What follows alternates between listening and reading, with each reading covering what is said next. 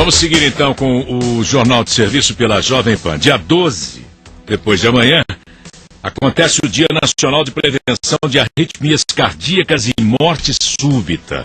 E por conta da data, a Sociedade Brasileira de Arritmias Cardíacas promove diversas ações em todo o território nacional para conscientizar e instruir sobre medidas preventivas e de socorro.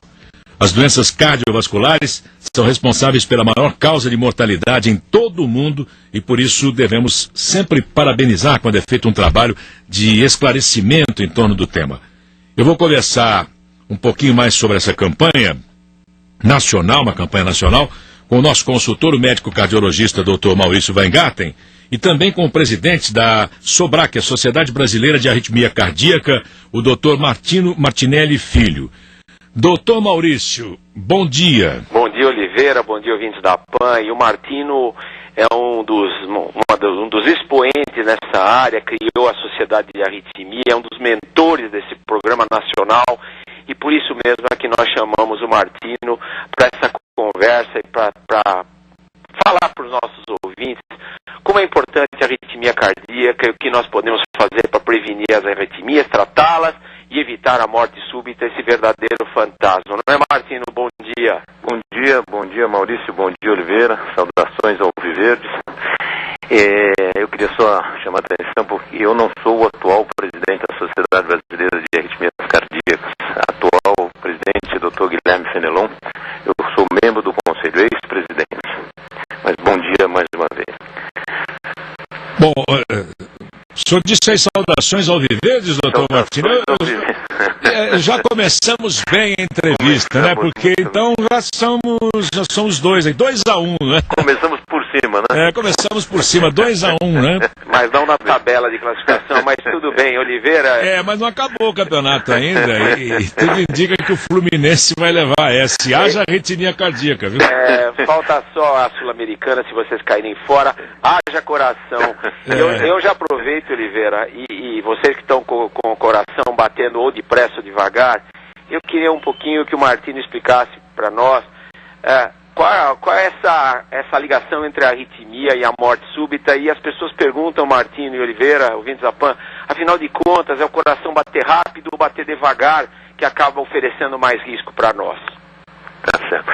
Bem, o coração bater rápido e devagar, a expressão maior são esses momentos em que a gente vê o glorioso Palestra ganhar um título. São as acelerações das emoções, das tensões, das ansiedades. Todo jogador numa final de Copa do Mundo vai dessa maneira. Essas são situações normais. Então, as situações de aceleração do coração por amor, por paixão, por ansiedade, essas são situações que até causam palpitações, mas são normais, são reflexos da vida cotidiana. Os nossos hormônios estão aflorados.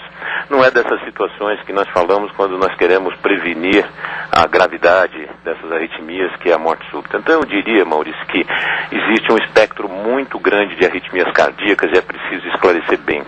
Vai da situação em que os corações são normais e são reações às emoções, reações a remédios mal indicados, reações a doenças que não envolvem o coração. E na outra ponta, as doenças que envolvem realmente o coração. O maior exemplo é o indivíduo que teve um infarto, tem uma doença de Chagas, tem coração dilatado. Aí a gente vai para um outro tipo de arritmia, a gravidade é muito maior. São arritmias essas sim que põem em risco a vida dos pacientes. São chamadas taquicardias ventriculares. O ataque cardíaco ventricular é o grande vilão para que ocorra um desfecho fatal, um desfecho agudo. Isso daí diante, Martino, quando você fala, por exemplo, num jovem, ou você fala de um atleta, ou você fala de um idoso, como é que a gente deve encarar isso? Quais são as condições que podem precipitar esses problemas? Então, quando eu falo do jovem, eu lembro do atleta. E há uma marca, até os 35 anos, o atleta pode ter doenças, pode ter arritmia sem saber que tem. Ele é portador de uma doença que leva a arritmia e está trabalhando todos os dias, está treinando no campo de futebol, está fazendo atletismo, está competindo. Quando me vem a imagem do jovem até os 35 anos, eu lembro do atleta. Também existem os atletas masters que também começam a ter quando passam dos 35, eles têm uma boa complexão física, mas eles começam a ter riscos causados pelas doenças adquiridas.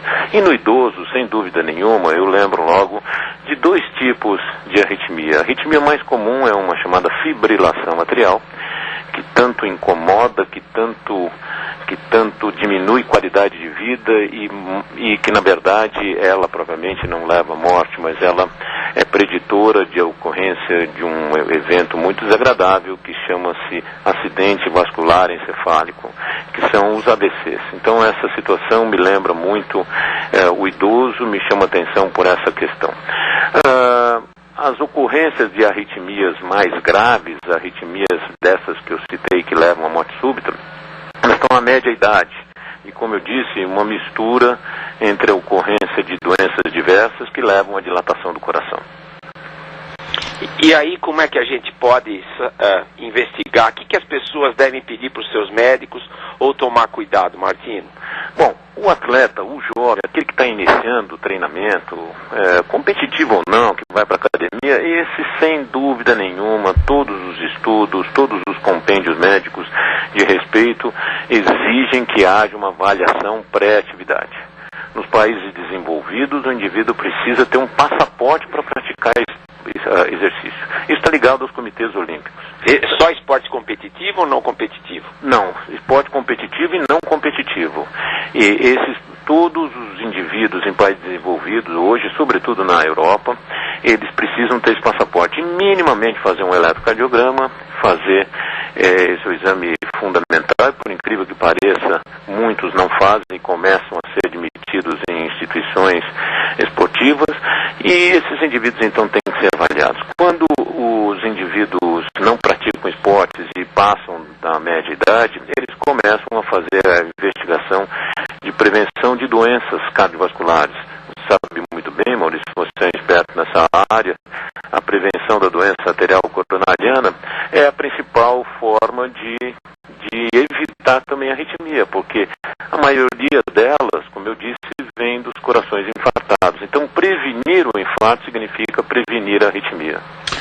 Deixa eu perguntar ao doutor Martino, depois que nós tivemos aquele triste evento no jogo do São Caetano, em que morreu o jogador Serginho, o até então desconhecido para a maioria da população desfibrilador, né, entrou em cena, doutor.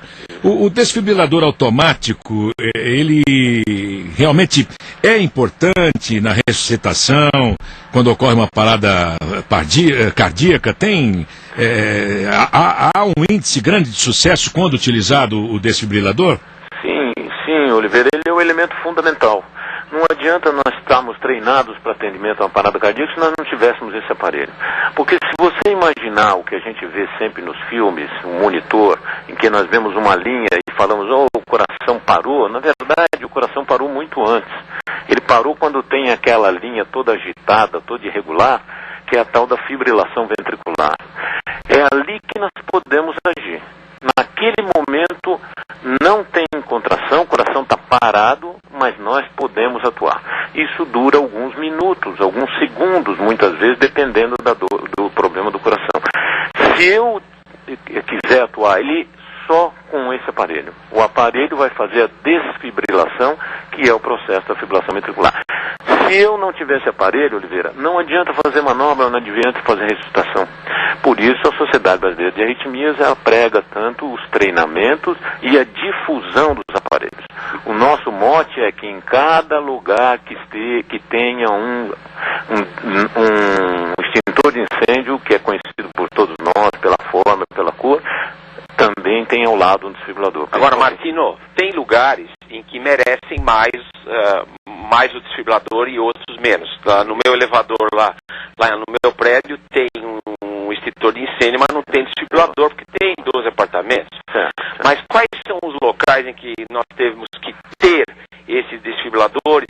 E eu queria que você comentasse essas novas regras de ressuscitação que simplificaram a ressuscitação. Não, então, teoricamente, sem dúvida, nos locais de maior aglomeração, locais públicos, shopping centers, os mercados municipais, nós fizemos vários estudos e nós vimos que a maior densidade de pessoas carentes em locais locais carentes disso são aeroportos, para os quais nós estamos fazendo um trabalho, e também esses locais de terminais de rodoviária, que é uma coisa impressionante a diversidade das pessoas carentes de saúde, carentes de uma série de problemas e que não são contempladas com esse apoio. Isso tudo está sendo desenvolvido e treinado. As manobras de ressuscitação, como eu disse, que envolvem a necessidade do aparelho, elas foram absolutamente simplificadas. Então, aquela coisa que mais incomoda todo mundo quando a gente treina, que é de fazer o boca a boca e de ter que iniciar um processo, muitas vezes o boca a boca é uma situação que agrada muita gente, até um motivo para se aproximar de algumas pessoas interessantes, mas na maioria das vezes isso é uma coisa que causa nojo, desconforto, constrangimento. Então, as novas manobras, Maurício, foram simplificadas em termos dessa relação de palpa o tórax, aperta o tórax e põe e faz ventilação. Isso tudo se tornou mais fácil e por isso a nossa campanha, por isso esse Dia Nacional. Nós estamos sempre em campanha. O Dia Nacional comemora, relembra a educação para que a gente possa difundir essas novas regras. Mas de uma maneira geral, está simplificado. Doutor Martino, quais as ações, infelizmente nosso tempo aqui já até se esgotou, sim. Eu queria finalizar pedindo ao senhor, por gentileza, que falasse das ações que vão ser desenvolvidas depois de amanhã, dia 12 de novembro, Dia Nacional de Prevenção de Arritmias Cardíacas e Morte Súbita. Por favor. Em todo o Brasil nós vamos fazer palestras, nós vamos educar a população, o leigo, os profissionais da saúde, de como se deve prevenir a arritmia para evitar a morte súbita. E num processo interativo, em alguns postos medindo pressão arterial, fazendo eletrocardiograma, divulgando, enfim, os meios que nós temos para evitar que ocorra as arritmias e a morte súbita. Ok, só nos resta agradecer as participações importantíssimas aqui no Jornal de Serviço do nosso consultor Dr. Maurício Weingarten e do Dr. Martino Martinelli Filho, que é o representante da Sociedade Brasileira de Arritmias Cardíacas, presidida pelo Dr. Guilherme Fenelon. É isso, né, doutor? É isso mesmo, Oliveira. E torcer estamos preparados a partir das 22 horas, especialmente eu e você, para que nossos corações batam